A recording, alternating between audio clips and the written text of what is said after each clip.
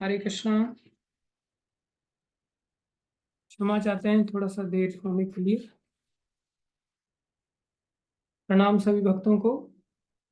ओम अज्ञानं तिमिरन्धस्य ज्ञानञ्जनशलाकया चक्षुरुन्मीलितं येन तस्मै श्रीगुरुवे नमः। गुरुवे गौरचन्द्राय राधिकाय तदालये कृष्णाय कृष्णभक्ताय तद्भक्ताय नमो नमः। हरे कृष्ण।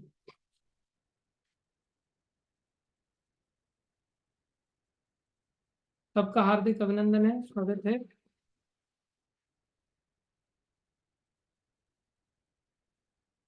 हम गुरु कृष्ण कृपा से 18वें अध्याय में प्रवेश कर चुके हैं, जिसमें श्रद्धा, ये संन्यास और त्याग को लेकर के भगवान ने प्रश्न के उत्तर को देते हुए आगे बढ़े। और भगवान ने 3 प्रकार का त्याग बताया, जिसमें तमोगुनी त्याग, रजोगुनी त्याग और सतोगुनी त्याग।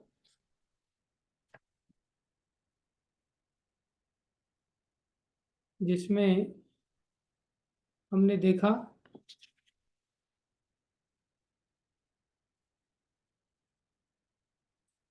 कि जो भगवान का भक्त होता है उसकी स्थिति क्या होती है। बोले त्यागी सत्व समाविष्टो, 10वें श्लोक में हमने चर्चा किया था। बोले अकुशल कर्म और कुशल कर्म, 2 प्रकार के कुशल और अकुशल कर्म होते हैं, जिसको प्रभुपाद जी लिखते हैं तात्पर्य में, अकुशल मतलब अशुभ और कुशल मतलब शुभ। तो कुशल मतलब शुभ, शुभ मतलब पाप, ये पुण्य, और अकुशल मतलब अशुभ, अशुभ मतलब पाप। ऐसा नहीं समझना चाहिए, ये इसका मीनिंग यहाँ पर नहीं लेना है। इसका मीनिंग लेना है शरीर को जो बुरा लगता है, हमारे मन और हमारे शरीर को। अभी जैसे यहाँ प्रभुपाद जी लिख रहे हैं, अगर हम ऐसा अर्थ लेते हैं तो सारा मीनिंग ही चेंज हो जाएगा। भगवान यहाँ बताया न द्वेष की अकुशलम कर्म। अकुशल कर्म मतलब पाप कर्म हो गया, अशुभ कर्म हो गया। तो बोले सतोगुनी व्यक्ति तो पाप से क्या घृणा नहीं करता, जबकि यहाँ कह रहे हैं जो सतोगुनी व्यक्ति है, ऐसा सतोगुनी त्याग करने वाला जो व्यक्ति है, बोले न द्वेष्टि, वो घृणा नहीं करता। और कुशल मतलब अच्छा काम, अच्छा मतलब पुण्य, उसको प्रति वो आसक्त नहीं होता। इसका अर्थ ये नहीं लेना चाहिए। सतोगुनी व्यक्ति को तो ये सेंस होना चाहिए कि क्या सही है क्या बुरा है। शरीर के रेस्पेक्ट में यहाँ पर भगवान ऐसा कह रहे हैं कि शरीर को कुछ चीजें अच्छी नहीं लगेंगी, अच्छी नहीं लग रही हैं, इसलिए उनको छोड़ेगा नहीं। जैसे सुबह उठना अच्छा नहीं लग रहा है, लेकिन भक्त फिर भी उठेगा, तो उसके लिए वो अकुशल कर्म है, लेकिन उसको घृणा नहीं करता, वो उसे स्वीकार करता है। कोई भी कार्य है, जैसे जप करना, हम में से बहुत सारे लोगों को अच्छा नहीं लगता होगा, लेकिन फिर भी भक्त जप करेगा। और कुछ कार्य ऐसे हैं जो अच्छे लगते होंगे हमको, लेकिन उनमें बहुत ज्यादा भक्त प्रेम नहीं रखेगा। अर्थात जो चीजें अच्छी नहीं लगती उनसे भक्त बहुत ज्यादा घृणा नहीं करता, और जो चीजें अच्छी लगती हैं उनमें बहुत ज्यादा प्रीति नहीं रखता। अब जैसे कोई व्यक्ति है जिसको चॉकलेट खाना बहुत अच्छा लगता है, लेकिन क्या चॉकलेट खाना भक्ति के लिए अच्छी बात है? नहीं। तो भक्त क्या करेगा? अच्छा लगता है तो भी नहीं खाएगा। चाय पीना अच्छा लगता है तो भी नहीं खाएगा। प्याज के पकौड़े हो सकता है किसी को अच्छे लगते हो तो भी नहीं खाएगा। मैगी हो सकता है मार्केट में अच्छी लगती हो तो भी नहीं खाएगा। फालतू में उल्टी सीधी बातें करना लोगों को अच्छा लगता है, फिर वो नहीं करेगा। क्यों? क्योंकि सत्व समाविष्ट हो, सत्व में आविष्ट हो गया, उसका चित्त इसमें आविष्ट हो गया है, त्याग के अंदर। त्यागी सत्व समाविष्ट हो, उसका सतोगुण में त्याग के कारण चित्त जो है प्रवेश कर गया है। तो सतोगुनी व्यक्ति की स्थिति कैसी है? तो बोले मेधावी। मेधावी मतलब जिसके पास बुद्धि है।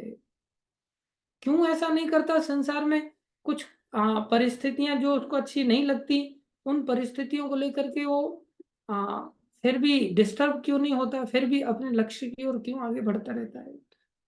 कुछ परिस्थितियां उसको संसार में अच्छी लगती हैं तो भी उनमें नहीं फंसता है।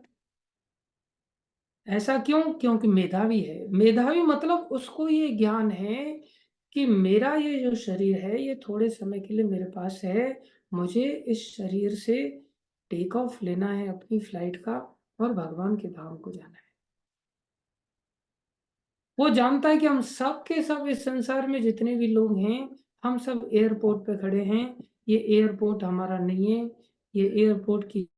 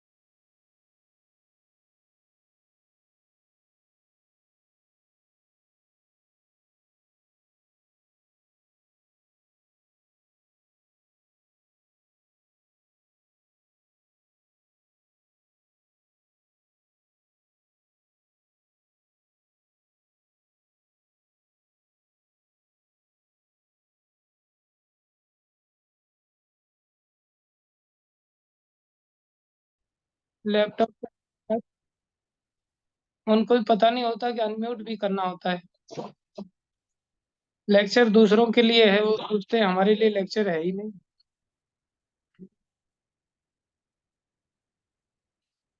चलो क्या कर सकते हैं, इन लोगों की भी दया चाहिए हम सब लोगों को। कृपा करके ध्यान से सुनो। भक्त क्या होता है? बोले मेधावी होता है। जो सतोगुनी त्यागी होता है वो मेधावी होता है। मेधावी मतलब उसकी बुद्धि काम करती है, उसको पता है मैं यहाँ संसार का रहने वाला व्यक्ति नहीं हूँ। हम सब के सबको यहाँ से एक न एक दिन अपनी अपनी फ्लाइट लेकर के जाना पड़ेगा। हम सब एयरपोर्ट पर बैठे हुए हैं। हम सब ने अपने अपनी टिकट्स अपने कर्मानुसार ले रखी है। जैसा कि गीता में भगवान ने पहले ही कहा, यान्ति देव वृता देवान, पितरन यान्ति पितृव्रता, भूतानि यान्ति भूतेज्या, यान्ति मध्याजिनोपि माम। बोले जो व्यक्ति ने देवताओं का कर्मानुसार प्राप्ति का टिकट लिया है वो देवताओं के पास जाएगा। जो व्यक्ति संसारी जीवों के पास जाना है, आसक्ति के कारण उन्होंने वहां की टिकट ले रखी है, वो वहां जाएंगे। जो व्यक्ति ने यान्ति देवव्रता देवान पितरन, जो पितृ लोग जाना चाहता हो पितृलोकों को जाएगा। संसार में कोई सदा रहने वाला नहीं है। लेकिन एक भक्त जानता है मुझे यहाँ पर जो कुछ भी है अलर्ट रहना है अपने लक्ष्य के प्रति, क्योंकि मैंने भगवान के पास जाने की टिकट ली है, मुझे भगवत धाम जाना है। तो बोले ये क्या है? बोले मेधावी के लक्षण है। उसके पास दिमाग है, वो संसार में किसी भी परिस्थितियों को लेकर के आसक्त नहीं होता, ना अच्छी ना बुरी। जैसे गुरु महाराज कहते हैं ना, काम करते चलो नाम जपते चलो, नाम धन का खजाना बढ़ाते चलो, दुख में रो नहीं, सुख में फूलो नहीं, रात दिन कृष्ण का नाम भूलो नहीं, कृष्ण गोविंद गोपाल गाते चलो। तो जिन कारणों से शरीर को कष्ट मिलता है वो उसके लिए अकुशल कर्म है, लेकिन उनसे घृणा नहीं करता, उनको स्वीकार कर लेता है। जिन कारणों से शरीर को अच्छा लगता हो उन कारणों से वो बहुत ज्यादा प्रेम नहीं करता, इसलिए उनमें डूब नहीं जाता। अपने लक्ष्य का अपनी टिकट का उसको हमेशा ध्यान रहता है। बोले वह कर्म के विषय में कोई संशय नहीं रखता, उसके दिमाग में कोई संशय है ही नहीं कि मुझे कहाँ जाना है कहाँ नहीं जाना है, क्या होना है क्या नहीं होना। उसके दिमाग में बिल्कुल फिक्स्ड है, ये मनुष्य शरीर मेरे को मिला है भगवान की प्राप्ति करने के लिए मिला है, मैं इसे दुनिया के चक्करों में नहीं डालूंगा, मेरे को किसी भी हालत में भगवान की प्राप्ति को आगे बढ़ाना। That's all. आगे भगवान क्या कह रहे हैं? बोले आपको कुछ ना कुछ तो काम करना ही पड़ेगा भैया, आप बिना काम किए नहीं रह सकते, भगवान के लिए कार्य करना है। नहीं देव व्रता शक्यम त्यक्तुम कर्माणि अशेषतः, एक क्षण के लिए भी हम भगवान संसार में कार्य किए बिना नहीं रह सकते। लेकिन जो वास्तव में त्यागी व्यक्ति होता है वो संसार में समस्त कर्म फलों का त्याग करता है, और बोले यस्तु कर्म फल त्यागी, जो संसार के इन फलों के पीछे नहीं जाता वही वास्तव में त्यागी इति अभिधीयते, उसी को त्यागी माना जाता है। तो यहाँ तक हम चर्चा कर चुके थे। बोले चाहे वो गृहस्थी ही क्यों नहीं है, गृहस्थी भी सन्यासी हो सकता है। ऐसे महात्मा व्यक्ति वास्तव में सन्यासी हैं और वे सन्यास में स्थित होते हैं। प्रभुपाद जी तात्पर्य में नीचे लिख रहे हैं, क्या लिख रहे हैं? अंतरराष्ट्रीय कृष्ण भावनामृत संघ में अनेक सदस्य हैं जो अपने अपने कार्यालयों, कारखानों, अन्य स्थानों में कठिन श्रम करते हैं, और वे जो कुछ कमाते हैं उसे संघ को दान दे देते हैं। ध्यान देने वाली बात है। हमने पहले भी सीखा था ना, बोले त्यागा शांति अनंतरम, 12वें अध्याय में आपने देखा था। बोले त्याग करने से ही शांति प्राप्त होगी। अर्थात सच्चा त्यागी क्या करता है? फल के प्रति आसक्त नहीं रहता है। अब आगे बहुत बढ़िया श्लोक है, बहुत दिव्य श्लोक है। इस श्लोक को सबने समझने की चेष्टा करनी चाहिए। कोई व्यक्ति अगर ऐसा त्याग नहीं करता है, ऐसा सतोगुनी स्तर पर नहीं है, फलों में डूबा हुआ है, उसकी स्थिति क्या होगी? भगवान क्या करें? अनिष्टम इष्टम मिश्रम च, 3 प्रकार के फल होते हैं। एक होते हैं अनिष्टम, अनिष्टम मतलब जिनकी की हम इच्छा नहीं करते, जिनकी इच्छा हम नहीं करते, अर्थात कहाँ जाने की इच्छा नहीं करते? जो फल हमें दुख देते हैं, जो फल हमें दुख देते हैं वहां हम जाने की इच्छा क्यों करेंगे भला?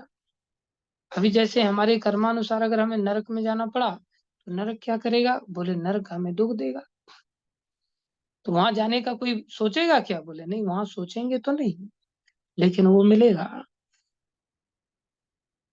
क्या मिलेगा? बोले नरक मिल सकता है, अर्थात किसी भी प्रकार का दुख मिल सकता है। नरक ही नहीं, किसी भी प्रकार का दुख मिल सकता है। शूकर शरीर मिल सकता है, कुत्ते का शरीर मिल सकता है, यहाँ तक कि गंदी नाली का, मल का कीड़ा बन सकता है व्यक्ति। क्या नहीं बन सकते हम? तो बोले अगर कोई व्यक्ति ऐसा त्याग नहीं कर पाता, ऐसा सन्यासी जीवन में अपने आप को नहीं बना पाता, चाहे वो गृहस्थी है, गृहस्थी होने का मतलब ये नहीं कि फलों को भोगने का लाइसेंस मिल गया किसी को, किसी को नहीं लाइसेंस मिला है। ये ध्यान रखना पड़ेगा, गृहस्थ और ब्रह्मचारी में अंतर क्या है? गृहस्थी है, ब्रह्मचारी है, वानप्रस्थी है, सन्यासी है। आप देखेंगे सन्यासी, वानप्रस्थी और ब्रह्मचारी ये तो प्राय त्यागी दिखाई देते हैं, लेकिन संसार में लोग गृहस्थियों को सोचते हैं कि गृहस्थी मतलब भोगी, जबकि शास्त्र के अनुसार गृहस्थी मतलब भोगी नहीं होता। ये सब के सब आश्रम है। आप देखेंगे ब्रह्मचारी आश्रम, गृहस्थ आश्रम, वानप्रस्थ आश्रम, सन्यास आश्रम, ये सब आश्रम ही तो है। आश्रमों में क्या सिखाया जाएगा? बोले आश्रमों में हमारा जीवन त्याग का और सन्यास भरा जीवन होना चाहिए। हमें ऐसे कार्य ही नहीं करना चाहिए कोई भी, और अगर कोई काम में कर्म कर भी रहे हैं तो उसके फल को नहीं भोगना चाहिए, उसका फल भगवान को समर्पित करना सीखना चाहिए। तो प्राय हम देखें 3 आश्रम हैं, ब्रह्मचारी, वानप्रस्थी, सन्यासी, ये तो त्यागी दिखाई देते हैं। इनको तो लोग कहते हैं भाई आपको त्यागी जीवन जीना चाहिए, लेकिन गृहस्थी को लोग कहते हैं कि हम भोगी जीवन जिएंगे। नहीं, ऐसा नहीं। तो अंतर प्राय आप देखेंगे तो ब्रह्मचारी में और गृहस्थी में, इसमें लोग अंतर समझते, वास्तव में इनमें कोई अंतर नहीं है। ये हमारी एकमात्र चॉइस है कि हम कैसा जीवन जीना चाहते हैं। ये कल्टीवेशन का एक दौर है, हमें कल्टीवेशन करके आगे बढ़ना होता है। पहली बात, चारों आश्रमों को आप हमेशा के लिए हम लोग इस बात को समझ लें, चारों के चारों आश्रमों का कंसेप्ट दिमाग में यही होना चाहिए कि हमें भगवान की प्राप्ति करनी है। हमारा लक्ष्य है कि हम ये शरीर नहीं है, इस संसार में हम नहीं है, ये संसार रूपी एयरपोर्ट से हमें भगवत धाम की ओर जाना है। हमें पता होना चाहिए भगवत प्राप्ति करनी। अब मान लो कोई डेस्टिनेशन है, जैसे मान लो किसी को जाना है, दिल्ली जाना है मान लो, तो दिल्ली जाना है, तो दिल्ली जाने के 2 उपाय हो सकते हैं।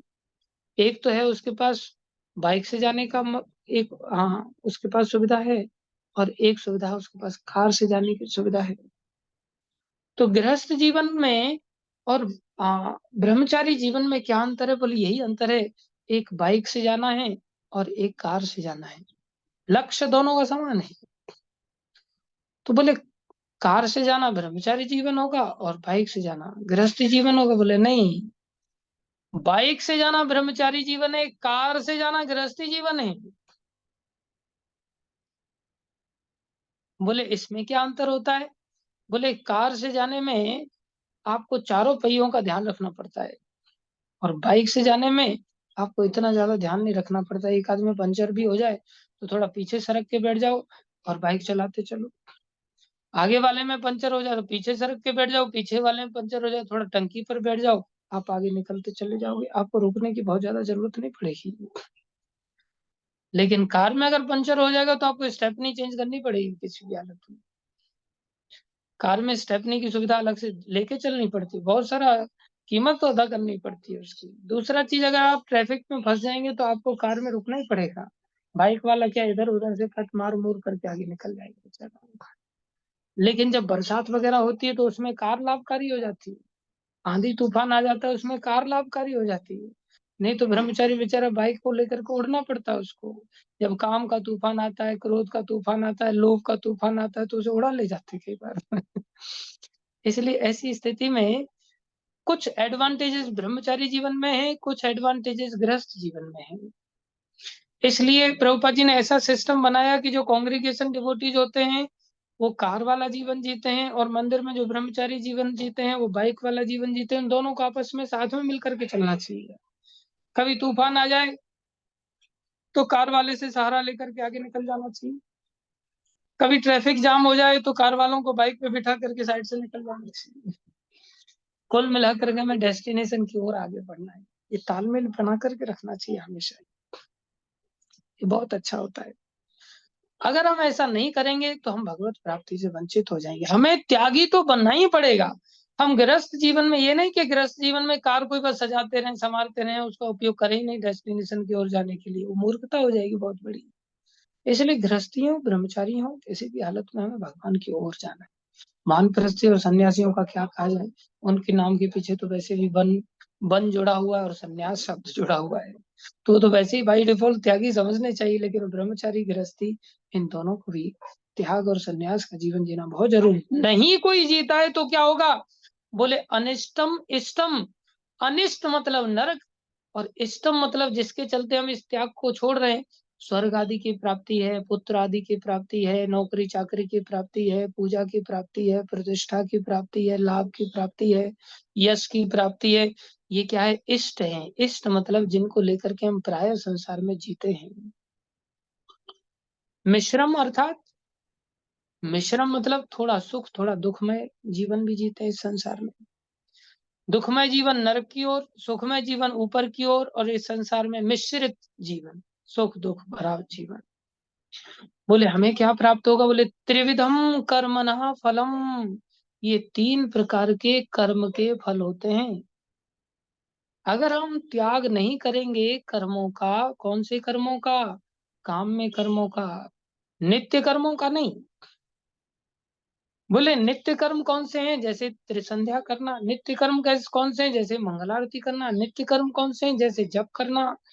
बोले इन कर्मों को भी करने से संसार के सुख मिलते हैं, स्वर्ग आदि मिल सकता है, यश मान प्रतिष्ठा आदि मिल सकता है, लेकिन उसको लक्ष्य बना करके अगर हमने किया तो फिर ये अच्छी बात नहीं, वो सतोगुनी त्यागी नहीं माना जाएगा। लक्ष्य हमारा इन नित्य कर्मों का भगवान की प्राप्ति अर्थात हमारी शुद्धि होनी चाहिए। हमारी आत्मा को हम कैसे शुद्ध करें, अपने मन को कैसे शुद्ध करें, अपने चित्त को कैसे शुद्ध करें, अपने अहंकार को कैसे शुद्ध करें, अपने बुद्धि को कैसे शुद्ध करें।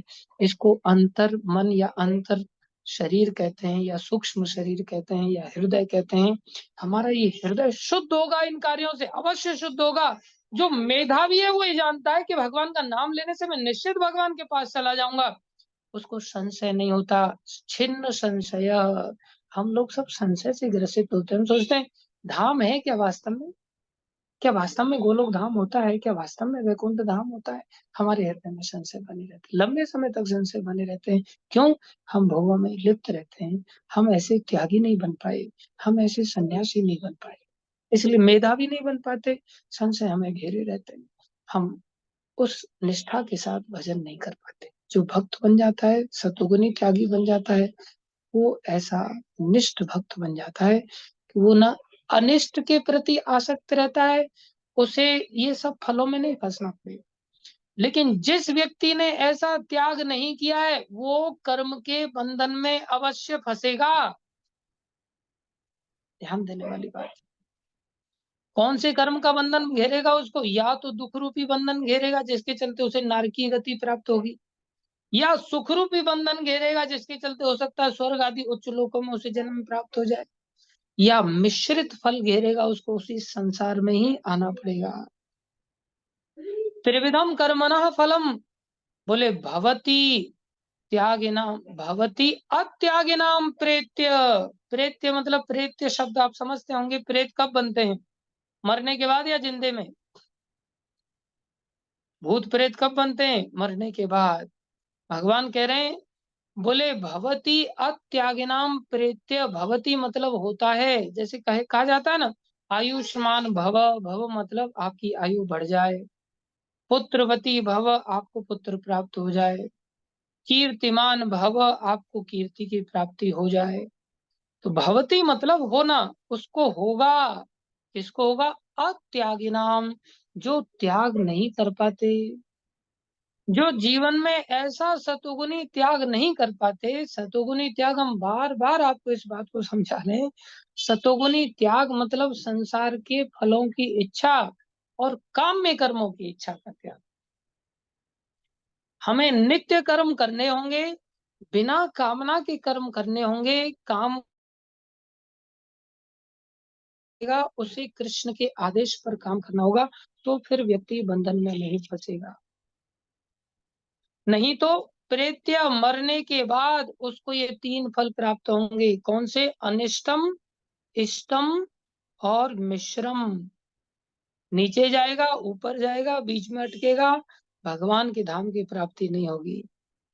किसको? भवती अत्यागिनाम प्रेत्य, जो अत्यागी है। न तू, लेकिन न मतलब नहीं होगा, तू मतलब लेकिन नहीं प्राप्त होगा। किसको? सन्यासी नाम क्वचित। जो सन्यासी है, अर्थात जो त्यागी है, जिसने ऐसे फलों की आकांक्षा का त्याग कर दिया है, फिर को क्या वो कुछ काम नहीं करता? बोले काम करता है ना, गुरु जी के आदेश पर काम करता है, भगवान के प्रति समर्पित होकर के काम करता है, उसको निश्चित रूप से भगवान की प्राप्ति होती है। उसको इन तीनों फलों में घुसने की जरूरत नहीं पड़ती, उसको इन तीनों फलों में प्रवेश करने की जरूरत नहीं पड़ती। वो तीनों फलों को त्याग करके ऊपर उठ जाता है।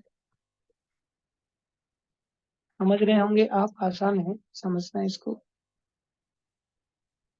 उन्हें ऐसे फल का सुख और दुख नहीं भोगना पड़ता। जो त्यागी नहीं है उसके लिए इच्छित मतलब इष्ट, अनिच्छित मतलब अनिष्ट तथा मिश्रित, ये तीन प्रकार के कर्म फल मृत्यु के बाद मिलते हैं।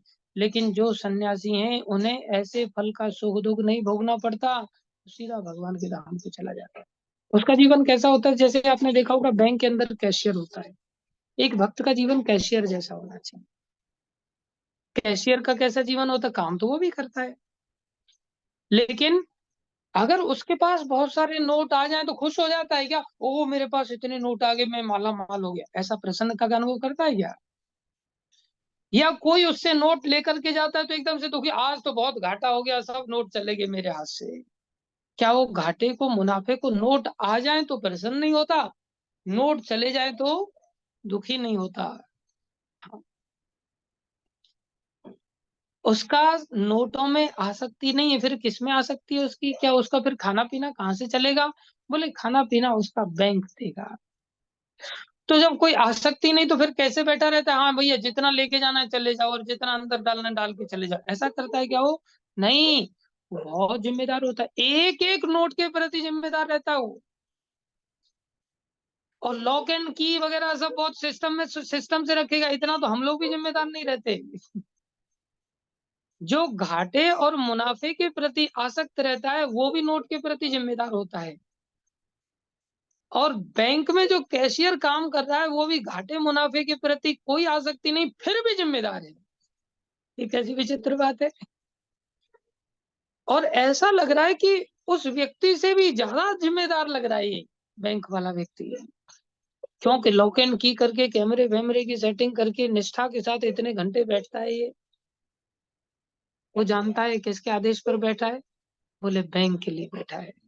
बोले उसको ये एहसास है कि बैंक का मुनाफा मेरा मुनाफा है, वो ये रियलाइज जरूर करता है, अन्यथा वो इतना सीरियस होकर के वहां कैसे बैठता। अगर उसको कोई लेना देना ही नहीं था तो इतना सीरियस कैसे रहता। उसको ये पता है कि मेरा फायदा किसमें है, वो जानता है मेरा फायदा बैंक के फायदे में है, वो जानता है मेरा लॉस बैंक के लॉस में है। एक बार भक्ति सिद्धांत महाराज जो प्रभुपाद जी के गुरु महाराज थे, त्याग पर बहुत सुंदर प्रवचन दिया उन्होंने, और किचन में से एक बंदर आया और बंदर केले उठा करके ले गया। और उस समय भक्ति सिद्धांत महाराज लेखन का काम कर रहे थे। पहले होल्डर से लिखा जाता था और इंक रहता था डेस्क के अंदर ही, छोटा सा इंक पॉट होता था, उसमें से अंदर ऐसे डुबो डुबो करके लिखा जाता था। तो भक्ति सिद्धांत महाराज लिख रहे हैं और लिखना सबसे जरूरी कार्य था लेखन कार्य शास्त्रों का। जैसे ही बंदर आए उन्होंने ऐसी छलांग लगाया कि इंक विंक सब फैल गया और कूद करके उसको बंदर को केले नहीं ले जाने दिए भक्ति सिद्धांत महाराज ने। बोले ये राधा रानी के किचन के केले हैं, ये राधा रानी के केले हैं, इसको बचाना मेरा कर्तव्य है। देखो ये भक्त की धारणा होती है, वो अपना नहीं मानता। तो क्या बैंक का कैशियर की फिर देखभाल बैंक नहीं करती? अवश्य करती है। इसी प्रकार जो भगवान का भक्त होता है वो संसार में सारे कार्य करते हुए देखा जाएगा। आप देखोगे ब्रह्मचारी लोगों का जीवन थोड़ा सा आप एनालिसिस करें, किसी का भी जीवन, भक्त का जीवन जो भी आप एनालिसिस करें, करते क्या है ये लोग? सुबह उठेंगे, उठ करके नहा धो करके भगवान की पूजा अर्चना करेंगे, आरती वगैरह करेंगे।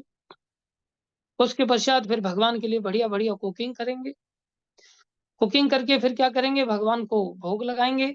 उसके बाद फिर बर्तन धोएंगे, ढेर सारे बर्तन धोएंगे।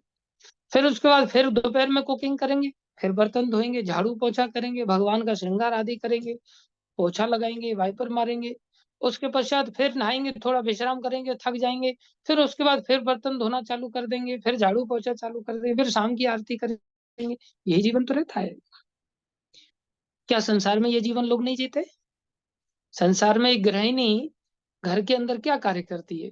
सुबह शाम के बर्तन धोना, सुबह शाम का कुकिंग करना, जो घर के सदस्य हैं उनको ऑफर करना, ऑफर करने के बाद फिर झाड़ू पोछा करना, फिर पहनाना ओढ़ाना, कपड़े आदि धोना।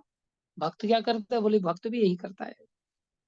तो एक भक्त में और संसारी व्यक्ति में क्या अंतर है? बोले संसारी जो गृहिणी है वो अपने संसार के किसी संसारी संबंध के अंतर्गत गृहिणी है, और भक्त क्या है?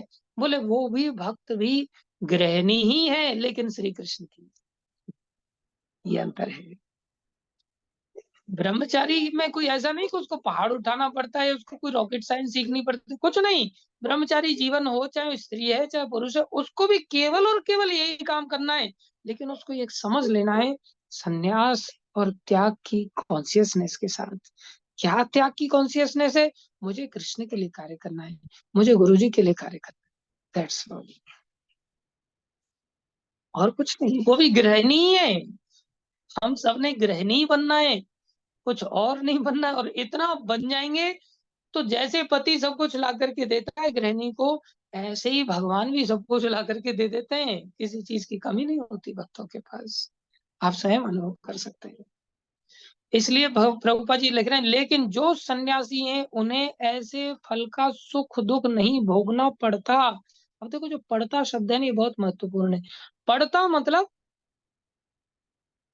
जो पढ़ रहा है, क्या वो वास्तव में सुख हो सकता है? सुख कभी पड़ता है क्या? सुख के साथ हम कभी ऐसा कि गुलाब जामुन मेरे को खानी पड़ती है, ऐसा बोलते हैं क्या? हाँ, डंडे खाने पड़ते हैं। दुख को लेकर के पढ़ना शब्द आता है, सुख को लेकर के नहीं। लेकिन यहाँ सुख तथा दुख नहीं भोगना पड़ता, सुख को भी प्रभुपाद जी ने पढ़ना शब्द जोड़ा है। क्यों जोड़ा है? क्योंकि जो संसारी सुख है ये भी एक दुख ही है, ये कोई बहुत बड़ा सुख नहीं है। आध्यात्मिक जगत के कंपैरिजन में ये भी केवल दुखी है। इसलिए प्रभुपाद जी यहाँ लिख रहे हैं, जो कृष्ण भावनामय व्यक्ति कृष्ण के साथ अपने संबंध को जानते हुए कर्म करता है, वो जानता है मैं कृष्ण की गृहिणी हूँ, वो जानता है मैं कृष्ण का दास हूँ, वो जानता है मैं कृष्ण का पिता हूँ, वो जानता है मैं कृष्ण की माता हूँ, वो जानता है मैं कृष्ण का सखा हूँ। कोई ना कोई संबंध वो भक्त निश्चित रूप से कृष्ण के साथ जानता है। और हमारे हर संबंध की शुरुआत भक्ति मतलब सेवा से हो जाती है।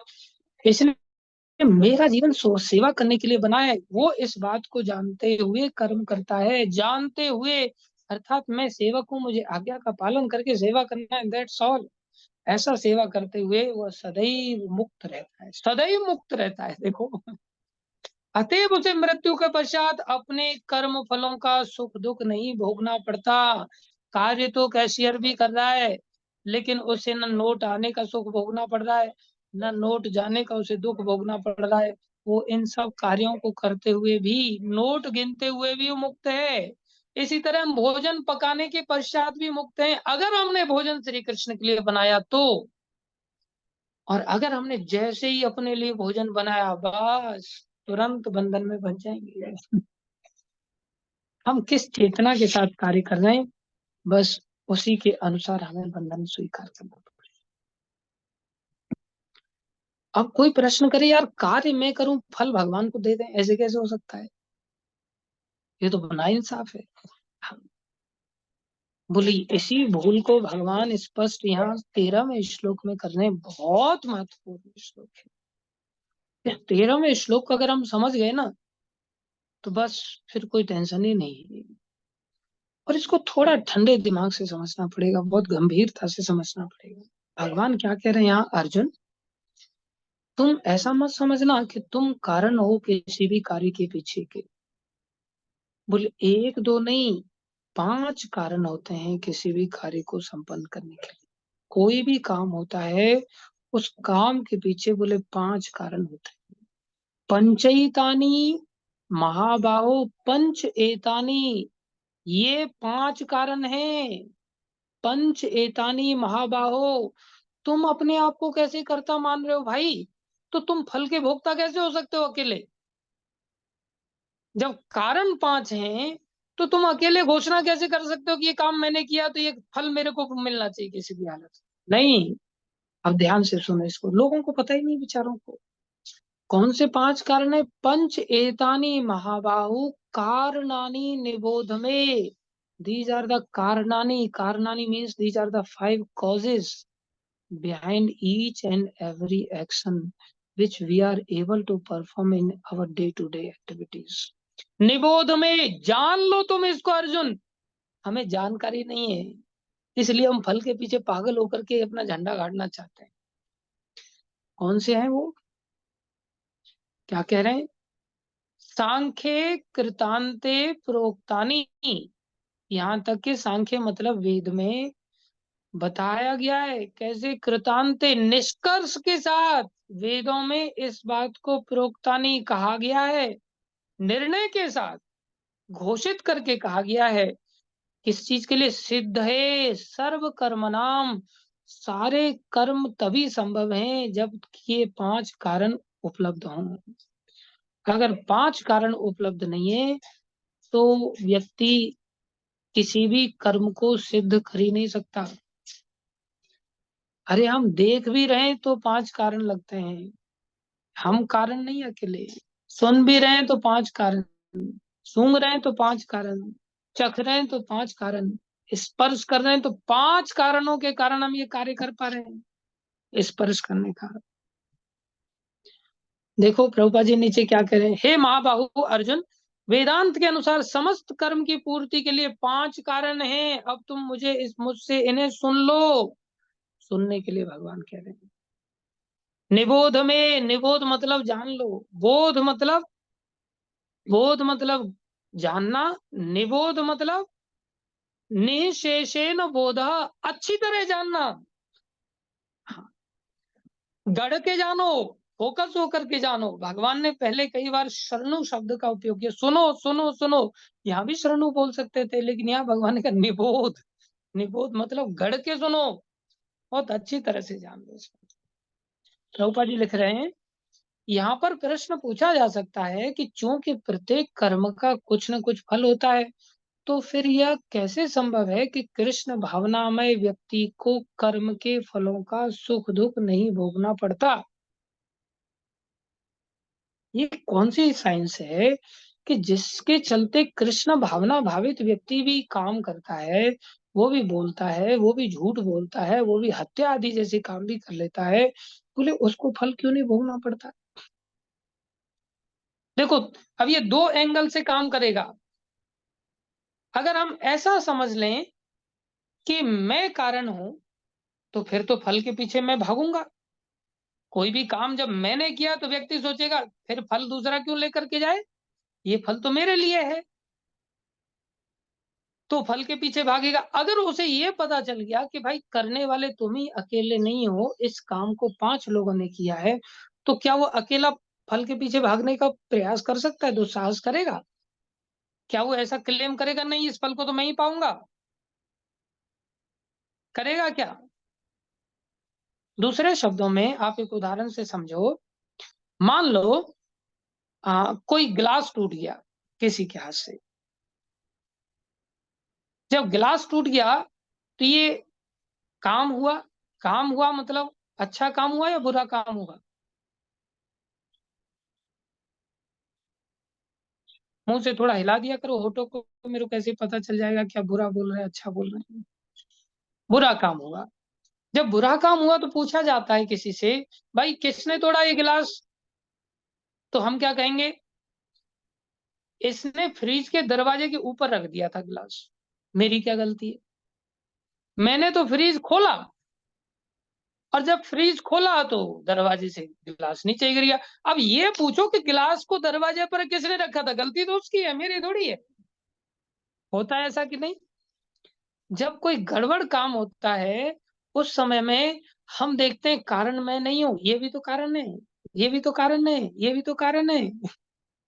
हाँ, तब हमें कई सारे कारण नजर आते हैं और फिर सोचते हैं दंड मैं क्यों पाऊं। मतलब बुरा काम हो जाता है तो कई सारे कारण जब पता चलते हैं, तो कॉमन सेंस है हम दंड को थोड़ा हिस्से में बांट लेते हैं कि नहीं पूरा हमारे लिए दंड नहीं होता ना। ऐसे ही जब हमें ये पता चल गया कि कोई अच्छा काम हुआ है और उसके पीछे भी करने वाले 5 लोग हैं, तो अच्छे कार्य में भी फिर हमारा फल अधिकार चला जाएगा कि नहीं? जैसे दंड अधिकार हमारे जीवन में दंड रूपी फल चला गया था दूसरों के हिस्से में, ऐसे ही पुरस्कार रूपी फल भी दूसरों के हिस्से में जाना चाहिए कि नहीं जाना चाहिए? लेकिन हमारे साथ क्या होता है, अच्छा कार्य किया तो बोले मैंने अकेले ने किया। उस समय में हम सारे कारणों को साइड में कर देते हैं। दूसरे ने भी किया होगा, हमें पता भी होगा कि ये काम दूसरे ने किया, झाड़ू दूसरे ने लगाया, फिर भी पूछा आकर के किसी ने, किसने झाड़ू लगाया? हमने देख लिया लगाने वाला तो अभी है नहीं, तो नंबर कमाने के लिए मैंने लगाया। क्यों पता, अभी तो मेरे से पूछा जा रहा है, बाद में ये बात खुलने वाली भी नहीं है, यहीं की यहीं दबने वाली है। तो किसी व्यक्ति के सामने हम नंबर कमा लेंगे, दूसरे के किए हुए कार्य के फल को भी हम छोड़ना नहीं चाहते। कैसी मूर्खता है। हम फल के प्रति इतने आसक्त हैं, लेकिन जब हमें प्रत्येक कार्य के प्रति इस रहस्य का जब हमारे द्वारा ही कार्य किया जा रहा है तो उसके फल को हम कैसे छोड़ पाएंगे? फलाशक्ति तो बहुत प्रबल है।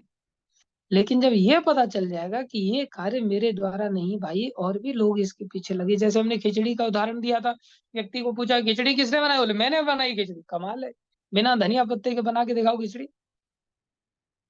तुमने बना दी थी। बिना घी के डाले बना के दिखाओ खिचड़ी, तुमने बना दी थी। तो कुछ लोग एक्सपर्ट होते बोले मैं साबूदाना बहुत बढ़िया बनाता हूँ। अरे 1 किलो सेंगदाने का कूट डाल करके साबूदाना बना दिया तो साबूदाना तो अपने आप ही चिपकेगा थोड़ी उसमें। बिना सेंगदाने के आप साबूदाने को बना करके दिखाओ, तब आपकी खासियत मानी जाएगी। कोई मैं पाइनएप्पल बहुत बढ़िया, बिना पाइनएप्पल के बना के दिखाओ। पाइनएप्पल का हलवा आप बना रहे हो तो पाइनएप्पल भी लगेगा ना उसमें, पाइनएप्पल किसने बनाया? उसको तुमने बनाया है क्या? बोले नहीं, तालियां हम लोग सारी बटोर लेते भाई, वाह क्या आज बढ़िया हलवा बनाया।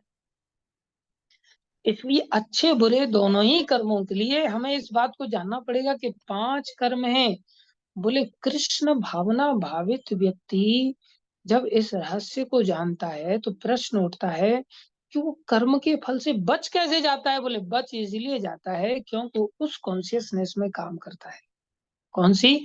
कि मैं अकेला करता नहीं हूँ, अच्छे के लिए भी मैं अकेला करता नहीं हूँ और बुरे के लिए भी मैं अकेला करता नहीं हूँ। इस स्थिति में वो बुरे फल से भी बच जाता है और अच्छे फल से भी बच जाता है। हमारे साथ क्या होता है, अच्छा फल हम इस चेतना से करते हैं मैंने किया, और बुरा फल जब आता है तब सोचते हैं अरे मैंने थोड़ी किया, भगवान ने मेरे को ताकत दी तो सामने वाले को मैंने गोली मार दी, तो फल तो भगवान को मिलना चाहिए। ऐसा नहीं होता। आपकी दोनों ही ओर परीक्षा होनी है कि आप अच्छे कार्य के प्रति भी दूसरे को कर्ता मानते हो कि नहीं, इन 5 कारणों को कर्ता मानते हैं कि नहीं। अगर मानते हैं तो आप बुरे फल से भी बचोगे अच्छे फल के साथ साथ। अगर नहीं मानते तो फिर बुरे फल को भी भोगना पड़ेगा हमको। अच्छे फल को भी भोगने का जब अधिकार दिया जाए तो बुरे फल को कौन भोगेगा, पड़ोसी। अच्छा बुरा दोनों ही हमें भोगना पड़ेगा। अगर हम 5 कारणों को मानते हैं तो अच्छे बुरे से भगवान हमें बचा लेते हैं, भगवान जिम्मेदारी ले लेते हैं अपने सिर पर। तो यहाँ पर दोनों एंगल से हमें समझना पड़ेगा। प्रभुपा जी ने प्रश्न किया, ये कितना लॉजिकल आंसर प्रभुपा जी यहाँ दे रहे हैं। कृष्ण भावना में भावित व्यक्ति को कर्म के फलों का सुख दुख नहीं भोगना पड़ता, क्यों, प्रश्न उठता है। भगवान वेदांत दर्शन का उदाहरण यह दिखाने के लिए देते हैं कि यह किस प्रकार संभव है। वे कहते हैं समस्त कर्मों के 5 कारण होते हैं, अतएव किसी कर्म में सफलता के लिए इन 5 कारणों पर विचार करना होगा।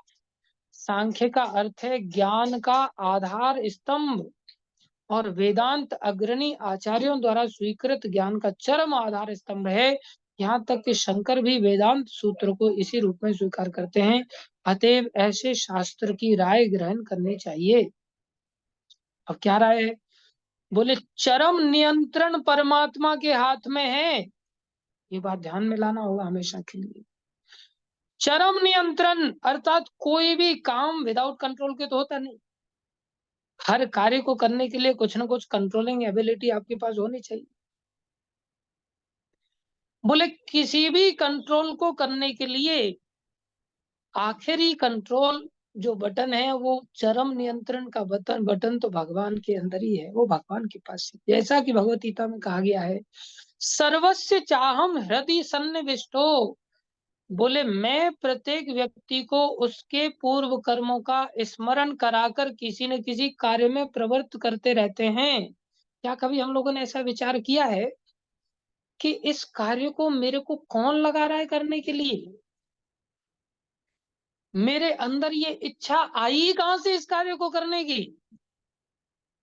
वो इच्छा कौन पैदा करता है, वो इच्छा स्वयं श्री कृष्ण पैदा करते हैं। बिना इच्छा के हम कोई कार्य कर सकते थे? सबसे पहले तो इच्छा ही जागृत होती है, वो इच्छा भगवान पैदा करते थे। फिर कारण कौन हुआ कार्य का, बोले अंतिम कारण प्रमुख कारण भगवान श्री कृष्ण ही हुए। और जो कृष्ण भावना भावित कर्म अंतर्यामी भगवान के निर्देशानुसार किए जाते हैं उसका फल न तो इस जीवन में न ही मृत्यु के पश्चात। जब भगवान अंदर से इच्छा करके देते हैं, अब ये बड़ा साइंस है, इसको समझना होगा हमको। अगले श्लोक में साइंस को भगवान समझा रहे हैं कि भगवान के निर्देश पर अगर इच्छा को करते हुए व्यक्ति ने कुछ कार्य किया, अब इसे कैसे कार्य संपन्न होता है, कैसे वो कार्य करता है भगवान की। अब जब भगवान ही इच्छा उत्पन्न करें तो निर्देश तो भगवान के द्वारा वो फॉलो कर ही रहा है ना। फिर हर व्यक्ति बिना निर्देशन के थोड़ी फॉलो कर रहा है किसी चीज को, भगवान के निर्देशन पर ही सब काम हो रहे हैं फिर तो। बोले ऐसा भी नहीं है,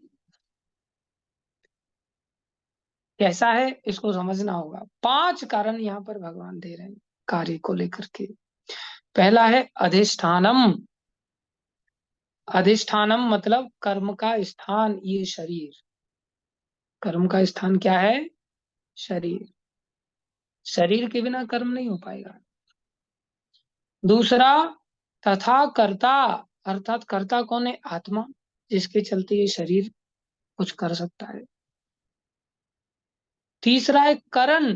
करण मतलब इंद्रियां, इंद्रियां मतलब जैसे आंख है, नाक है, कान है, जीवा है, त्वचा है। ये क्या है, 5 प्रकार की कर्म इंद्रियां होती हैं, 5 प्रकार की ज्ञान इंद्रियां होती हैं। तो बोले इसे कहते हैं करण। और क्या है बोले, करण च पृथक पृथक विधम विविधाश्च पृथक चेष्टा। हाँ, ये सब अलग अलग कारण है, और विविधाश्च पृथक चेष्टा, चौथा कारण है चेष्टा, और पांचवा कारण है दैवम चैवात्र पंचमम। बोले ये पांच प्रमुख कारण हैं। अब ध्यान दो, कोई भी काम कैसे होता है, ये एनालॉजी को समझें हम। कैसे हो रहे हैं? शरीर से काम हो रहा है, इंद्रियों से काम हो रहा है, और कर्ता के रूप में जो अंदर आत्मा बैठी है उससे काम हो रहा है, और चेष्टा से काम हो रहा है। अब जैसे मान लो हम आंखों से कोई चेष्टा करेंगे ही नहीं देखने की, तो क्या आंखें किसी रूप को देख पाएंगी? अब मैं चेष्टा करूंगा ही नहीं इस श्लोक को पढ़ने की आंखों से, तो आंखों के सामने है लेकिन बिना चेष्टा की क्या पढ़ पाऊंगा मैं? किताब खुली है, आंख खुली है, लेकिन आंख खुली होते हुए भी मेरे को चेष्टा करनी पड़ेगी। तो मुझे इस श्लोक को पढ़ना है, इस लाइन को पढ़ना है, बिना चेष्टा के हो पाएगा? नहीं। बोले वो जो चेष्टा है ना अंदर से, वही प्राणों को प्रवाहित करती है। बोले चेष्टा होते ही जो प्राण हैं, उन प्राणों को कौन घुमाता है सारे शरीर में? आपको पता है 10 प्रकार के प्राण होते हैं हमारे शरीर में। 5 मुख्य प्राण होते हैं, 5 उप प्राण होते हैं। प्राण वायु जिसको कहते हैं, वायु 5 तरह की होती है। एक वायु होती है जिसे उदान वायु कहते हैं, जो वायु ऊपर की ओर पानी को लेकर के जाती है। जैसे ही रसगुल्ला हमने मन में लाया, तो मुंह में एक पानी निकल करके आएगा। वो पानी ऊपर कहाँ से आया? वो वायु ने पानी को पहुंचाया। जैसे ही एक है, हाँ, अपान वायु, जो नीचे की ओर जाएगी, वो क्या करेगी? मल को नीचे की ओर धकेलेगी। आपको पता है मल त्याग कैसे कर लेते हैं हम? जैसे ही हमने चेष्टा किया, मन में इच्छा हुई कि भाई मुझे मल त्याग करना है, जैसे ही मन में इच्छा हुई, तो अपान वायु अपने आप नीचे की ओर चालू हो जाए और उस मल को धकेलना चालू कर दे अपने आप। बोले अपने आप कैसे होता है? बोले अपने आप कुछ नहीं होता। दैव, दैव मतलब भगवान। भगवान बैठे हैं और भगवान हृदय में देखते, अच्छा अब ये मल त्याग करने की इच्छा कर रहा है, अब इसकी तो ताकत है नहीं कुछ कर सके। बोले वो प्राणों में संचार करते हैं, प्राणों को धकेलते हैं। प्राण वायु को, जो सारे शरीर में खून को जगह जगह लेकर के जा रही है, सारे शरीर में पाचन क्रिया करा रही है, सारे शरीर को एनर्जाइज कर रही है, वो प्राण वायु को भगवान धकेलते हैं। और भगवान धकेल करके उस कार्य, मेरे को देखने की इच्छा है, तो दृष्टि का प्राण वायु के माध्यम से शक्ति कौन दे रहे हैं? भगवान दे रहे हैं। अब देखा जाए, कभी हमने ऐसा विचार किया, चेष्टा कभी, बोले ये हो कैसे रहा है? अपने आप पच जाता है, अपने आप आंखों से आंसू निकल के आ जाते हैं, अपने आप आंसू वापस भी चले जाते हैं, जैसी खुशी की चीज आ जाती है जीवन में, अपने आप चीजों को हम जागृत हो जाते हैं तो सुनने लग जाते हैं, सो जाते हैं तो चीजों का भान ही नहीं रहता।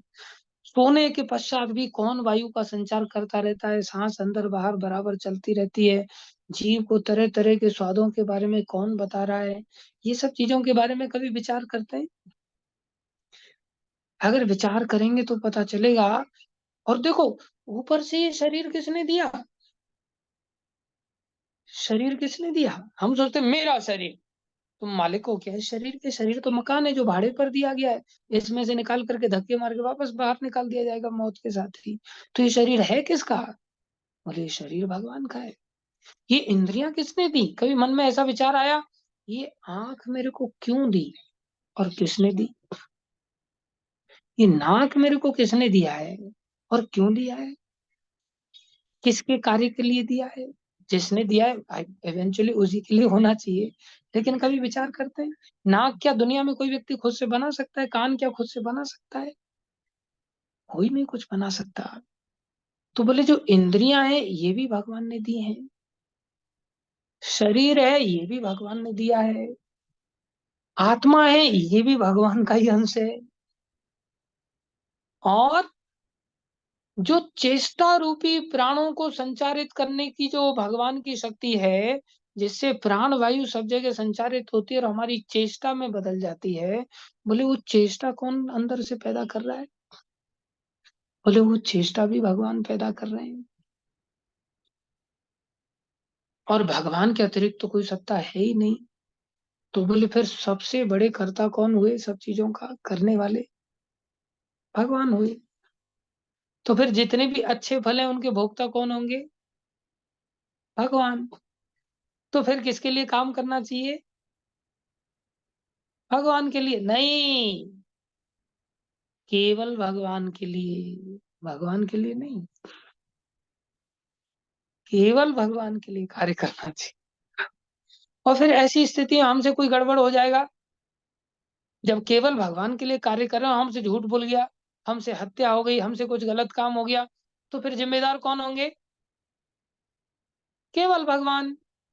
जैसे मान लो आर्मी पर कोई व्यक्ति बंदूक चला रहा है और दूसरे व्यक्ति को उसने मार दिया, लेकिन उसने निर्देशन पे मारा किसी के, तो फिर जिसने कमांडर ने आदेश दिया, देखो कितना वो लोग वफादार होते, आदेश जब तक नहीं मिलेगा तब तक एक गोली भी नहीं चलाएंगे, और आदेश मिल गया हजारों गोलियां चला देंगे, छल नहीं कर देंगे सामने वाले व्यक्ति को। लेकिन उनको पुलिस पकड़ के ले जाएगी क्या कि तुमने ऐसा बेरहमी से क्यों मारा? नहीं, क्योंकि ऊपर के आदेश पर उसने कार्य किया। इसलिए कोई संसारी गलत कार्य, हत्या करना, झूठ बोलना, अगर ये आदेश पर है तो उसका फल भगवान को ही भोगना पड़ेगा, हमें नहीं। आदेश पर है तो, और अगर आदेश पर नहीं है और हमसे कोई गलत काम हम करेंगे तो उसका फल हमें भोगना पड़ेगा। ये ध्यान देने वाली बात है। कोई भी गलत कार्य को भगवान तभी पाए भोगेंगे हमारी जगह पर, जब हम उनके आदेश पर कोई गलत काम करेंगे। इसलिए हमारे लिए अच्छा काम कौन सा और बुरा काम कौन सा है? बोले हमारे लिए अच्छा काम एक है, उसको कहते हैं शास्त्र की आज्ञा, भगवान की आज्ञा। अच्छा काम सत्य नहीं है, अच्छा काम दया दान धर्म नहीं है, अच्छा काम है जो आज्ञा में मिली है, दैट्स ऑल, वही अच्छा काम है। बुरा काम क्या है? बोले जो आज्ञा के विपरीत है, बोले सब बुरे काम है। फिर चाहे आप किसी के प्रति कुछ भी अच्छा कार्य करने की चेष्टा क्यों न कर रहे हैं। इस बात को हम हमेशा के लिए धारण करेंगे। अगर ऐसा हमारे दिमाग में ये बात बैठ गई कि कुल मिलाकर के 5 कारण तो है ही, और इन 5 कारणों के पीछे भी मुख्य कारण श्री कृष्ण है, मुख्य कारण हम नहीं है। उनके द्वारा ही शरीर दिया गया, उनके द्वारा ही इंद्रियां दी गई, उनके द्वारा ही प्राण दिए गए, उनके द्वारा ही आत्मा दी गई,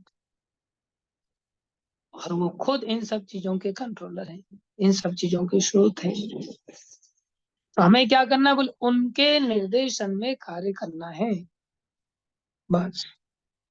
तात्पर्य इसको पढ़ने के बाद थोड़ा एंड करेंगे। अधिष्ठानम शब्द शरीर के लिए आया है, शरीर के भीतर आत्मा कर्म करता है जिससे कर्म फल होता है, अतएव यह कर्ता कहलाता है। अब देखो, जब कर्ता जब भगवान ही है कुल मिलाकर के, और बाकी सब डेड ऑब्जेक्ट्स हैं एक प्रकार से। जैसे मान लो स्क्रू टाइट किया, तो स्क्रू टाइट जो स्क्रू ड्राइवर है उसने किया, या फिर जो व्यक्ति था उसने किया? देखा जाए तो व्यक्ति ने किया। तो स्क्रू का मीनिंग, स्क्रू ड्राइवर का मीनिंग क्या था? क्या स्क्रू ड्राइवर के अंदर अपनी व्यक्तिगत इच्छा है? स्क्रू ड्राइवर के अंदर व्यक्तिगत इच्छा नहीं है कि वो उसको बोल दे कि भाई अब बहुत टाइट हो गया, अब रहने दो। नहीं, हम ऐसे स्क्रू ड्राइवर नहीं है भगवान के हाथों में जिसकी की कोई इच्छा ना हो। जैसे ये लैपटॉप है, तो लैपटॉप पर मैं काम कर रहा हूँ, तो लैपटॉप की अपनी इच्छा नहीं चलेगी, लैपटॉप को मेरे अनुसार ही सब कुछ करना पड़ेगा, लैपटॉप टोटली जड़ है। लेकिन संसार में कार्य करने को लेकर के भगवान ने आत्मा को इच्छा शक्ति दी है अलग से। ये ऐसा स्क्रू ड्राइवर है जो है भगवान के हाथ में, लेकिन हाथ में होते हुए भी इसमें इच्छा शक्ति है, इसमें अनुभव शक्ति है, इसमें क्रिया शक्ति है। तो भगवान ने क्यों दे दी ये इच्छा शक्ति, अनुभव शक्ति, क्रिया शक्ति? बोले ये प्रेम के लिए दी है भगवान, कि ये अपनी इच्छा से मेरे हाथ का स्क्रू ड्राइवर बनना चाहता है कि नहीं, या अपना खुद से ही अपनी किसी भी मशीन में जाकर के स्क्रू खोल रहा है और स्क्रू टाइट कर रहा है। तो बोले अगर ये अपनी इच्छा से अगर ऐसा करता है, तो बोले फिर मैं इसके साथ प्रेम का आदान प्रदान कर पाऊंगा।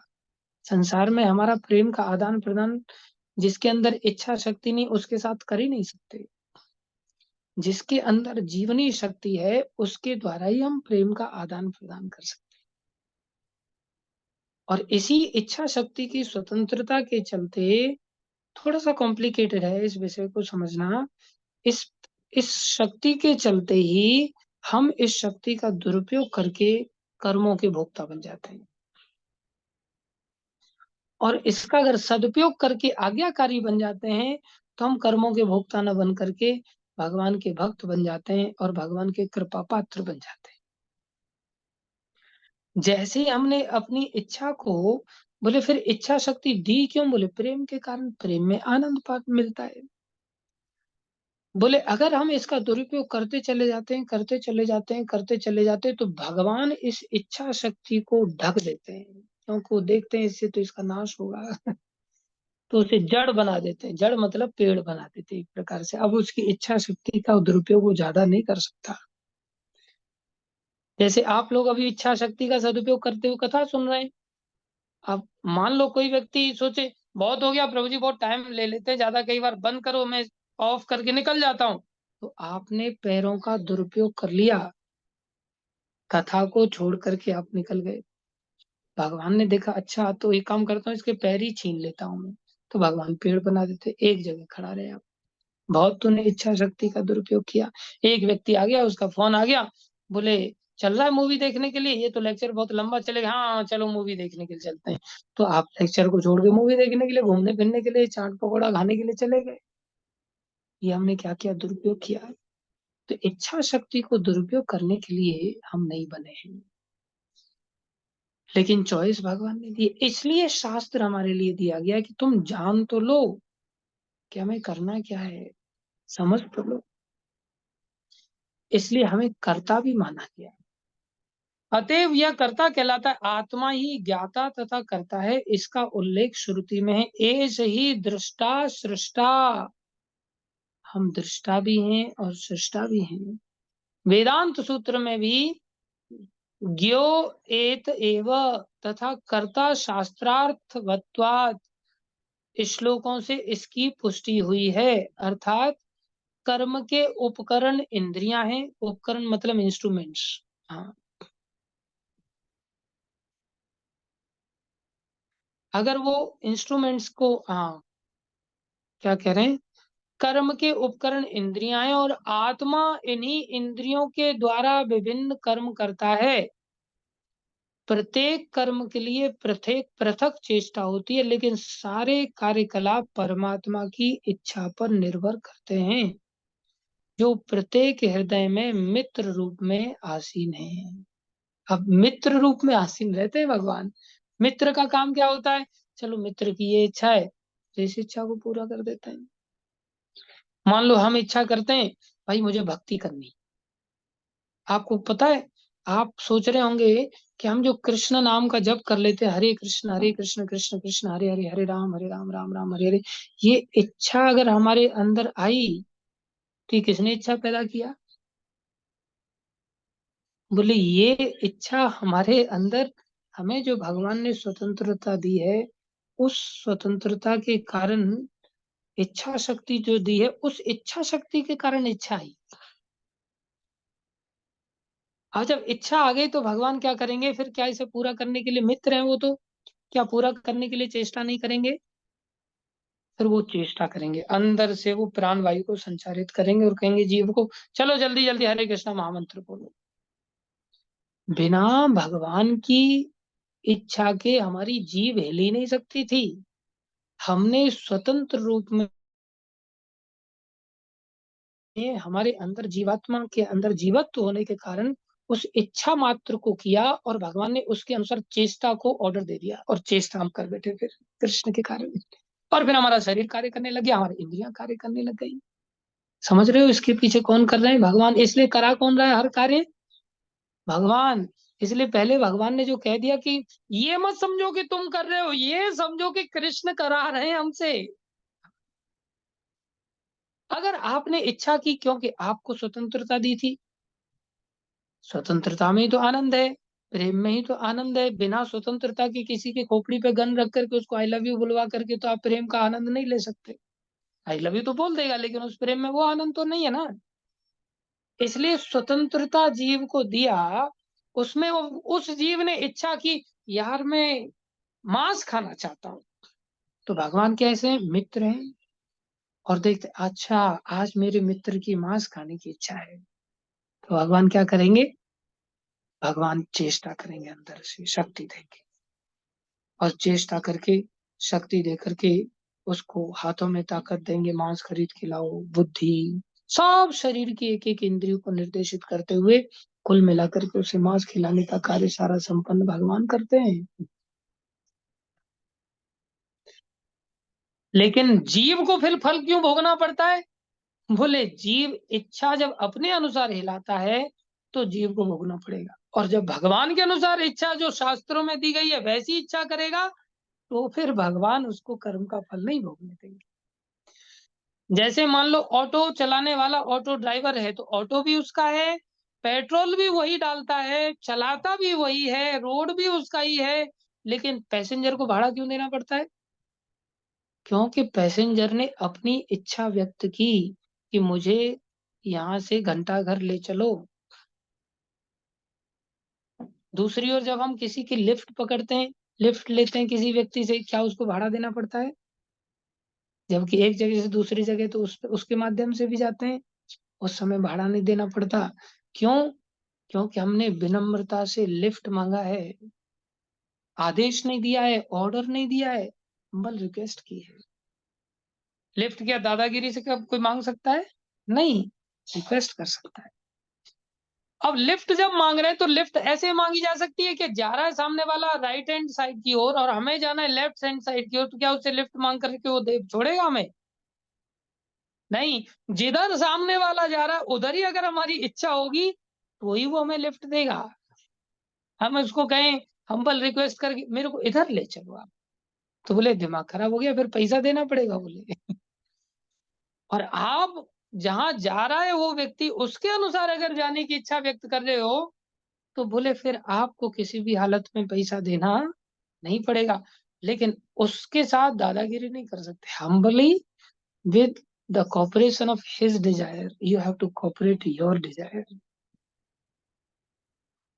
भगवान की इच्छा क्या है? शास्त्र में दी गई है। इसलिए शास्त्र के निर्देशानुसार अगर हम कोई काम करेंगे हम्बल होकर के, तब हम निश्चित रूप से उस कर्म के बंधन से बच जाएंगे। एक जगह से दूसरी जगह जा रहे हैं लेकिन शास्त्र के लिए जा रहे हैं। अब जैसे मेरे को आज दिल्ली जाना है उदाहरण के लिए किसी काम से, तो अगर मैं दिल्ली जाऊंगा और मेरा काम अगर कृष्ण का कार्य है तो मेरे को दिल्ली जाने का फल कर्म के बंधन के रूप में नहीं भोगना पड़ेगा।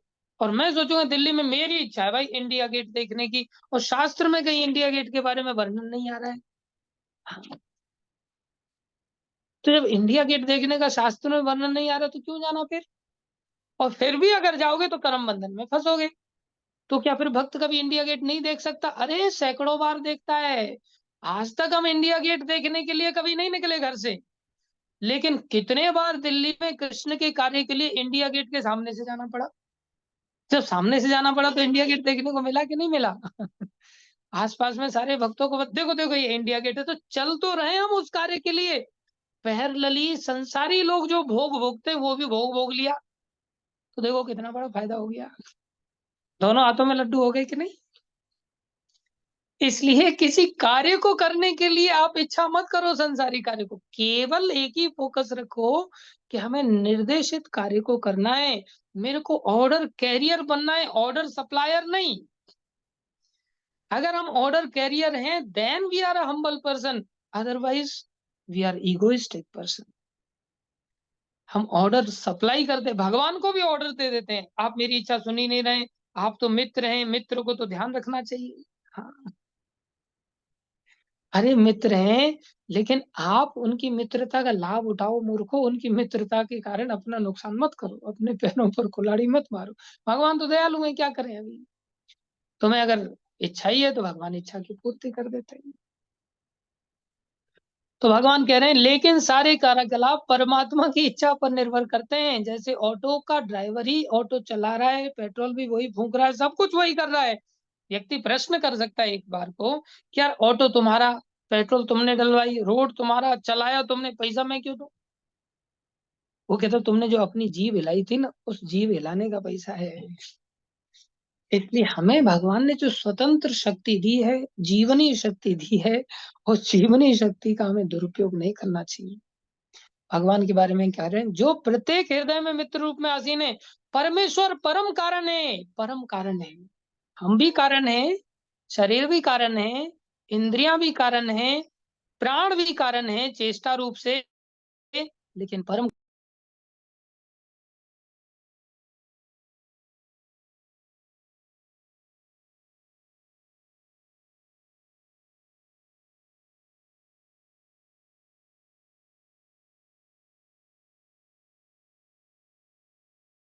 जा रही है सबको।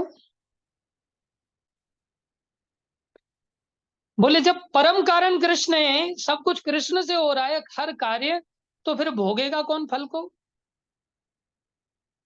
अब मान लो हलवा बनाया मैंने, बढ़िया पाइनएप्पल, तो हलवा का सबसे पहले परम भोक्ता कौन होगा?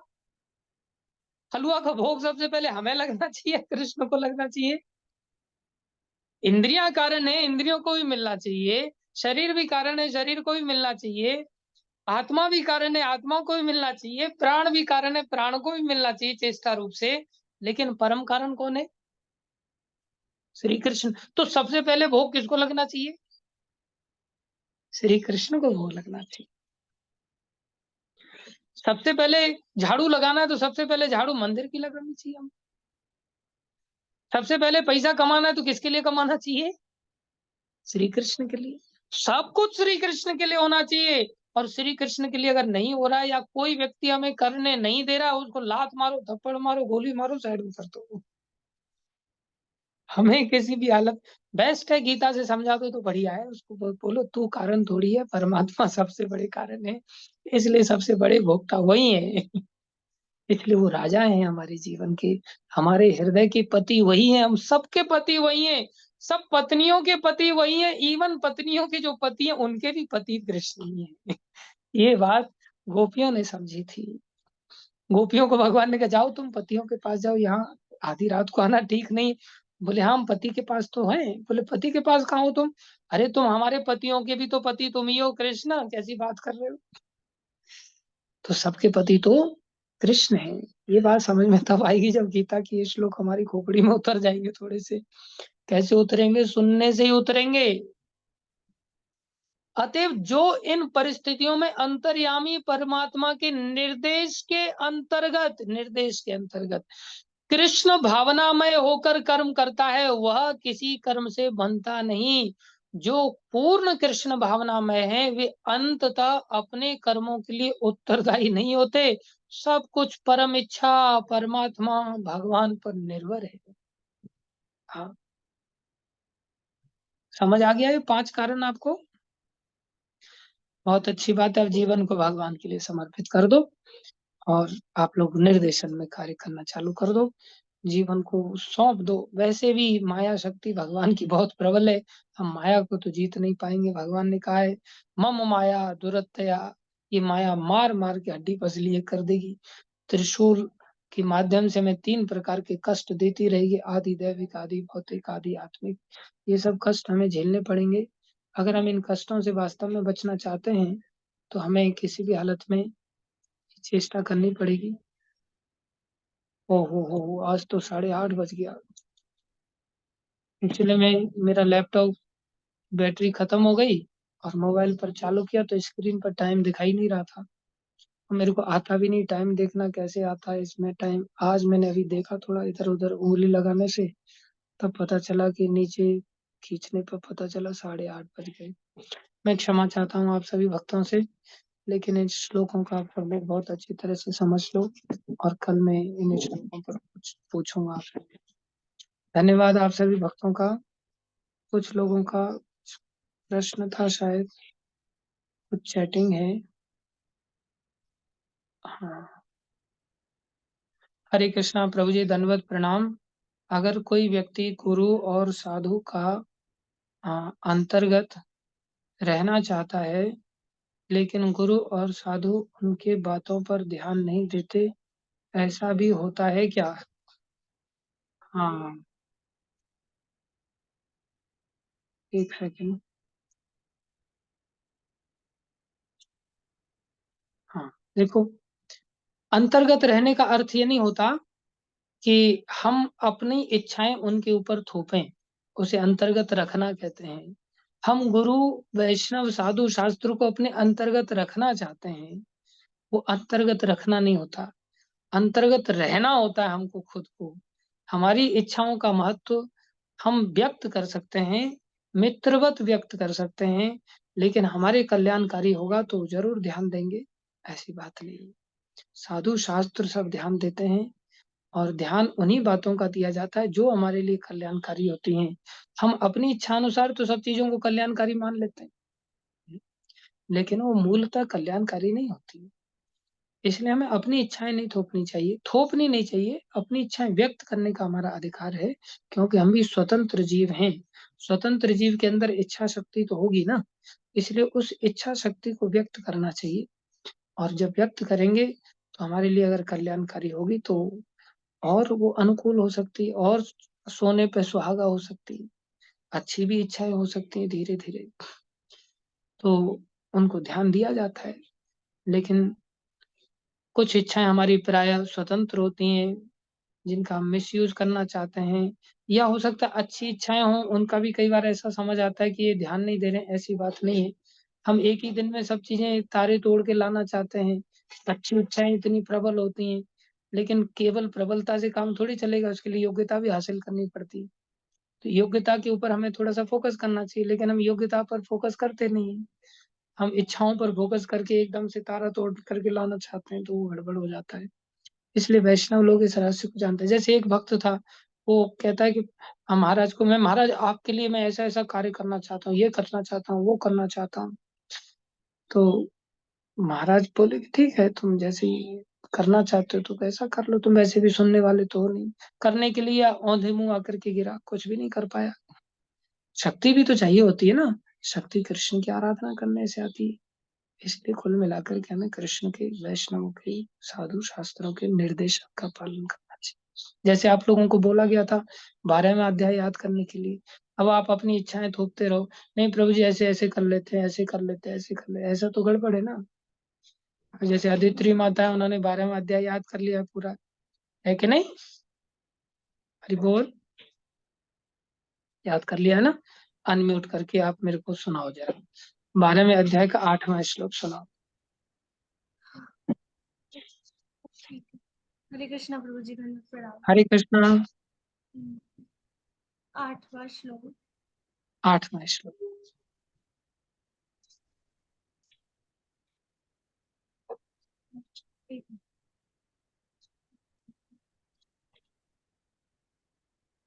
सारे श्लोक बोलने पड़ रहे हैं? सारे बोलने प्रभु जी?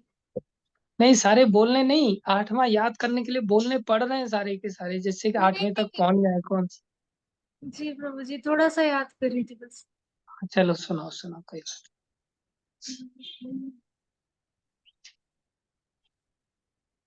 अ, प्रभु जी, मुझे 6 से याद आ रहा है, मैं उसमें फ्लो फ्लो में बोल देती हूँ। तो नहीं। हाँ, ये तो सर्वाणि कर्माणि मयि संन्यास मत्परा, ये तो सर्वाणि कर्माणि मयि संन्यास मत्परा, अनन्येनैव योगेन मां ध्यायन्त उपासते, तेषामहं समुद्धर्ता मृत्यु संसार सागरात्, भवामि न चिरात् पार्थ मय्यावेशितचेतसाम्। मयि मय्येव मन मयि एव मन आधत्स्व मयि हाँ, ये बुद्धिं। कौन सा वाला हो गया? कौन सा प्रभु जी? कौन ये सा उसके श्लोक आ बाद गया ये? ये 8 श्लोक था प्रभु जी। इसके हाँ, तो बाद इसी वाला। को हाँ, इसी को 8वां श्लोक कहते हैं। जी। बोलो अभी आगे। मय्येव। मयि मयि एव मन आधत्स्व मयि बुद्धिं निवेशय निवसिष्यसि मय्येव अतः ऊर्ध्वं न संशय। Very good, very good. 20वां श्लोक सुना दो अब, आखिरी वाला। प्रभु जी वो नहीं याद। हाँ हाँ हाँ हाँ। देखो, यही गड़बड़ तो करते हैं हम, निर्देशन पे काम नहीं करते। बताओ कैसे काम चलेगा? एग्जाम के चक्कर में आपने श्लोकों को याद नहीं किया, और याद किया भी तो भूला दिया आपने। इसलिए सब माया का चक्कर है, ये एग्जाम का चक्कर, नोटों का चक्कर, जॉब का चक्कर। ये एक दो चक्कर नहीं है। घर वालों का चक्कर। कितने चक्कर चलते रहते हैं संसार में, है कि नहीं? एक के बाद एक चक्कर, बीमारी का चक्कर लग गया कभी, कभी शरीर का चक्कर ठीक नहीं चल रहा है, ऐसे कुछ ना कुछ चक्कर चलते रहते हैं संसार में। इन चक्करों से हमारा दिमाग घूम जाता है। हम भगवान के साथ चक्कर चलाना है हमको, भक्ति में चक्कर चलाना है, जीवन को भक्ति में सौंप देना है पूरी तरह से, फिर सारे श्लोक याद रहेंगे। निर्देशन में काम करना तभी तो कहलाएगा। नहीं तो हम संसार के चक्र में घूम रहे हैं, है कि नहीं? संसार के चक्र से निकल करके भक्ति के चक्र में आना है हम सब। ठीक है, 2-4 श्लोक याद किया आपने। 8 से भी ज्यादा श्लोक याद किए, लेकिन 20वां श्लोक याद नहीं किया। बताओ कितने समय से हम बोल रहे हैं, पीछे पड़े हैं हाथ धो करके। अब नहा धो करके पीछे पड़े, क्या करें को समझ नहीं आता है। इसलिए सब लोग थोड़ा सा गंभीरता से पालन करने की चेष्टा। Thank you. हरे कृष्णा। बहुत बहुत धन्यवाद सभी का। सुबह सब लोग 3:30 बजे थोड़ा जुड़ जाया करो, निर्देशन है आप सभी को, प्रार्थना है। 3:30 से 4:30 थोड़ा जप में जुड़ जाया करो। उसके बाद सुबह में 4:30 बजे के पश्चात मंगल आरती आप लोग करते ही होंगे अटेंड। मंगल आरती के बाद 5:15 से थोड़ी भागवत कथा करने की हम चेष्टा करते हैं। उसके बाद 6 से 7 बजे तक भी थोड़ा जप में जुड़ जाया करो, गंभीरता से जुड़ जाया करो सब लोग। सुबह में 2-4 घंटा तो निर्देशन पालन कर लें हम भगवान का। यहीं से शुरुआत होगी हम सबकी। ठीक है। अंशिका माता बहुत प्रसन्न है, पूरा 20वां श्लोक इनको सब याद है पूरे के पूरे। सुनाओ माता आप जरा 20वां श्लोक सुनो। देखो, सुनते ही कितनी प्रसन्नता होगी। सुनाओ। अगला नंबर प्रीति माता का आने वाला है। प्रीति माता भी बहुत प्रसन्न हो रहे हैं। सुनाओ जल्दी माता। आवाज नहीं आ रही आपकी।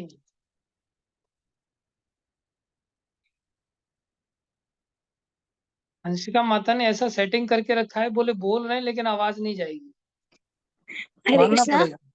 हरे कृष्णा अभी आ गई। सुनाओ सुनाओ श्लोक सुनाओ हाँ 20वां। जी, प्रणाम प्रभु जी। कोई श्लोक नहीं आता प्रभु जी मेरे को। बताओ, लड़ने में पीछे नहीं हो?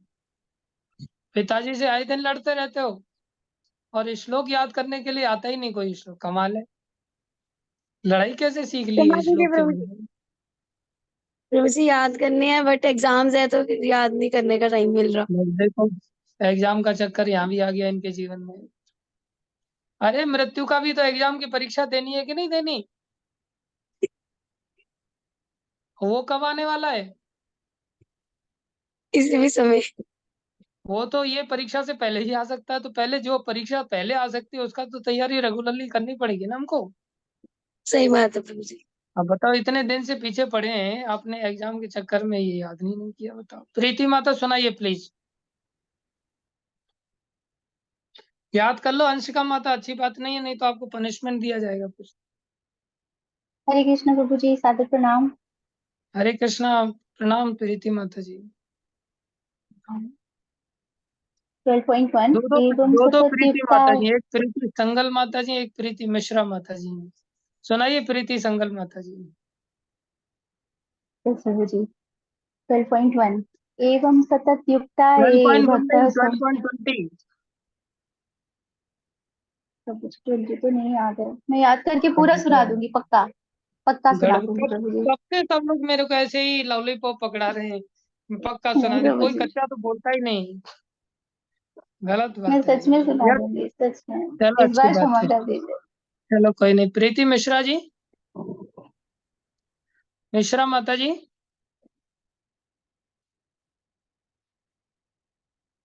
हरे कृष्णा प्रभु जी, धन्यवाद प्रणाम। हरे कृष्णा, धन्यवाद प्रणाम माता जी। आप सुनाइए। प्रभु जी, मुझे तो अभी टाइम ही नहीं मिल रहा था याद करने का, अभी इतना ज्यादा इधर उधर में थी। इधर उधर के चक्करों में इतना घेर लिया, बोले टाइम ही नहीं मिला। कमाल कर दिया। ट्रेवलिंग ज्यादा हो रहा था ना, अभी कभी इधर जाना कभी उधर जाना, अभी बिल्कुल समय नहीं मिल रहा था मुझे। अब कोशिश अरे करूंगी पूरे प्रभु जी। पूरे 3 महीने से ये कोर्स चल रहा है, बताओ ऐसे कैसे काम चलेगा माता जी। अब सीरियसली करूंगी प्रभु जी, पक्का। ठीक है। संदीप जी, संदीप कुमार जी, सुनाइए प्रभु जी 12वां अध्याय पूरा फटाफट।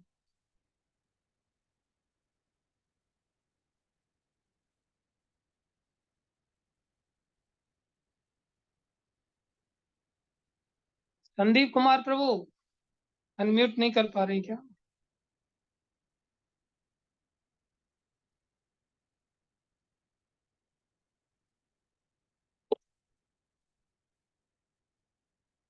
अच्छा, फोटो लगा रखा था आपने पीछे तब से अपना बैकग्राउंड में? अरे बाप, कितना बड़ा चीटिंग, कितना बड़ा धोखा चल रहा है, देखो। हे भगवान, मैं सोचा कि एकदम टकटकी लगा करके संदीप प्रभु कितनी निष्ठा के साथ श्रवण कर रहे हैं।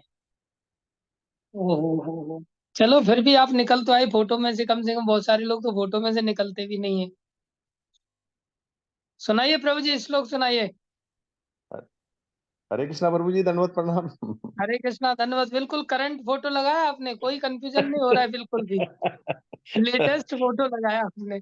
जी प्रभु जी। प्रभु जी, मानना अब तो पड़ेगा। प्रभु जी हम तो आपके जो प्रवचन है और जो श्लोक है, जो आपकी ज्ञान वाणी है, उसी उसी को मतलब ग्रहण ही कर पा रहे हैं अभी, मतलब उद्गार नहीं निकल पा रहे हैं हमारे अंदर से। ओ, क्योंकि एक तो समय नहीं मिल क्या पा रहा प्रभु जी, गांव में चल रहा है कुछ मामला, वो आपको पता ही है सब। क्या व्याकरण वाली भाषा बोली आपने, जोरदार। बोले ग्रहण कर रहे हैं, उद्गार नहीं हो पा रहे हैं, मानना जी पड़ेगा। प्रभु जी। आपकी संदीप मतलब प्रभु। जो मैं सुबह भागवतम क्लास भी लेता हूँ प्रभु जी, आपकी हाँ भगवत गीता क्लास भी ले रहा हूँ। श्लोक नहीं याद कर पा रहा, क्योंकि मुझे थोड़ा सा बिजी शेड्यूल चल रहा है, गांव के चक्कर लगाने पड़ रहे हैं डेली, मतलब आप गांव हफ्ते के में चक्कर क्यों लगा रहे हैं? आप मेरे से आम खा लो इधर ही, आप गांव के चक्कर मत लगाओ। लो आम खाओ आप। जी आप प्रभु खाने जी। पीने का सब चीजें मेरे से ले लिया करो। हाँ प्रभु जी, मेरे गुरुओं से का रोज थोड़ी आशीर्वाद ही मिल चक्कर जाए। लगाओ आप, गाँव गाँव के मत चक्कर आशीर्वाद लगाओ। रूपी। जी प्रभु जी। गांव का आप हमें ही मंदिर बनाने के लिए जमीन दे दो सारी, फिर हम चक्कर लगाएंगे उधर। आप ही के तो लिए कर रहे हैं प्रभु जी प्रयास। तो प्रभु रजिस्ट्री कर दो, तब बस विश्वास होगा, नहीं तो ऐसा लगेगा कि फोटो लगा के चीटिंग कर रहे हैं आप। इस्कॉन पहले का लग जाएगा बोर्ड। नहीं, पहले रजिस्ट्री कर दो आप। ऐसे ऐसे बोर्ड नहीं लगाते हम लोग। जल्दी अच्छा से आप प्रभु जी। रजिस्ट्री कर दो, लगे तो आज ही कर दो, मैं चलने के लिए तैयार हूँ।